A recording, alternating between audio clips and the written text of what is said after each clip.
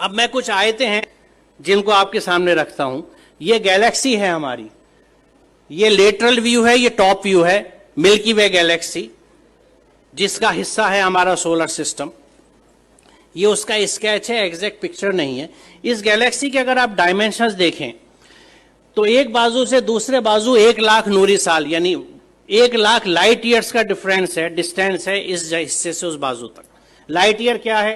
रोशनी 1 second में तकरीबन 1,86,000 मील या 3,00,000 किलोमीटर चलती है 1 सेकंड में। इसको 60 से मल्टीप्लाई कीजिए, 1 मिनट में रोशनी कितना चली, फिर 60 से मल्टीप्लाई कीजिए 1 घंटे में कितना चली। यहां तक आते ज्यादातर आपके कैलकुलेटर्स कंप्यूटर्स फेल होने लगेंगे क्योंकि फिगर्स बहुत ऊंची चली गई। अब आप इसको 1 घंटे में आपने टाइम निकाल लिया कि 1 घंटे में रोशनी ने कितना सफर तय किया, इसको 24 से जरब दीजिए तो 1 दिन में रोशनी कितनी चली, फिर 30 से जरब दीजिए 1 महीने में कितनी चली, फिर 12 से जरब दीजिए तो 1 साल में कितनी चली। It will be N astronomical figure.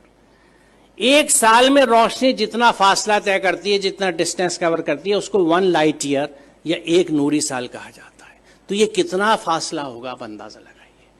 और सिर्फ इस गैलेक्सी के इस कहकशा के, ये मिल्की वे जो दूधिया कहकशा है, इसके एक बाजू से दूसरे बाजू आने के लिए आपको 1,00,000 लाइट ईयर्स चाहिए।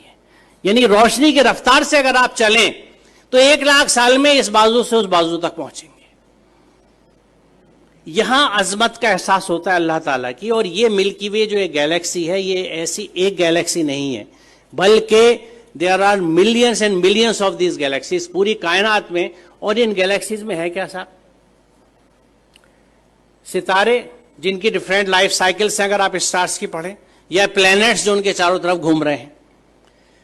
सबसे बड़ा सवाल ये आता है कि ये रुके हुए कैसे हैं? रात में जो आसमान हमें इतना अच्छा दिखता है, उसमें तारे नजर आ रहे हैं, चांद नजर आ रहा है, ये रुके हुए कैसे? What is holding them?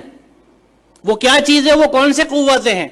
आज हम जानते हैं कि ये इलेक्ट्रोमैग्नेटिक फोर्सेस हैं जिनके बैलेंसिंग से इनको हमने रोक रखा है।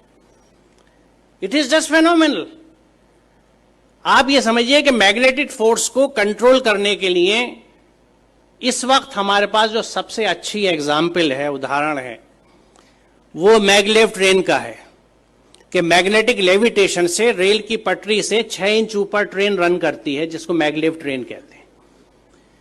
उस मैग्नेटिक लेविटेशन से एक ट्रेन को सिर्फ हमने 6 इंच ऊपर उठाया है। और इन प्लैनेट्स का जो billions and billions of stars and planets और सूरज हैं, सितारे हैं, ये किस तरह से बैलेंस किए हुए मैग्नेटिक फोर्सेस के साथ। ये कितना जबरदस्त कैलकुलेशन है, कितना जबरदस्त हिसाब है।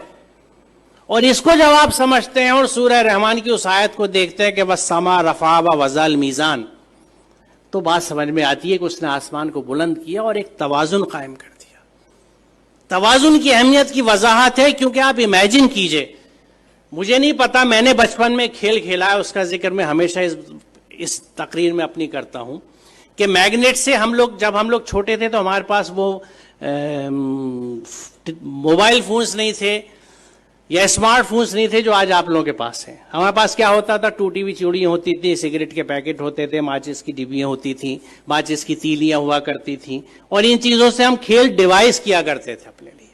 तो मैग्नेट से हम जो एक खेल डिवाइस करते थे, और वो घर से जल्दी से किसी तरह जब अम्मी की नज़र बचती थी सुई उठा लाते थे या आल पे ले लेते थे अब्बा के ड्रॉज में से कि कागज के ऊपर पिन रखी और नीचे मैग्नेट रख के उसको घुमाना शुरू किया तो ऊपर से वो सुई घूमती थी।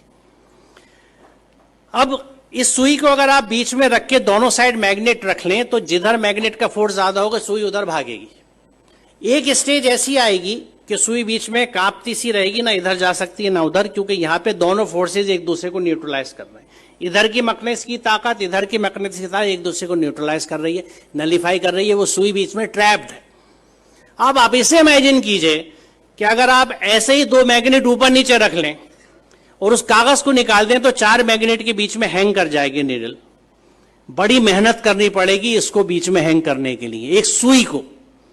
अब इमेजिन कीजिए इस यूनिवर्स को जिसमें कितने millions and billions of planets इसी मैग्नेटिक फोर्सेस के इंटरप्ले की वजह से, एक बैलेंस की वजह से हैंग कर रहे हैं। जो इसको समझ सकता है वो खालिक की अजमत को समझता है। वो परमात्मा की महात्मा को समझ सकता है, महानता को समझ सकता है, अल्लाह ताला की अजमत को पहचान सकता है। और उस वक्त वो कन्विंस होता है कि जब इस पूरी कायनात में अल्लाह के कानून चलते हैं तो मैं उसके कानून को किस तरह से एक जुज़दान में लपेट के बिना समझे ऊपर रख सकता हूं और उसको फॉलो नहीं करता।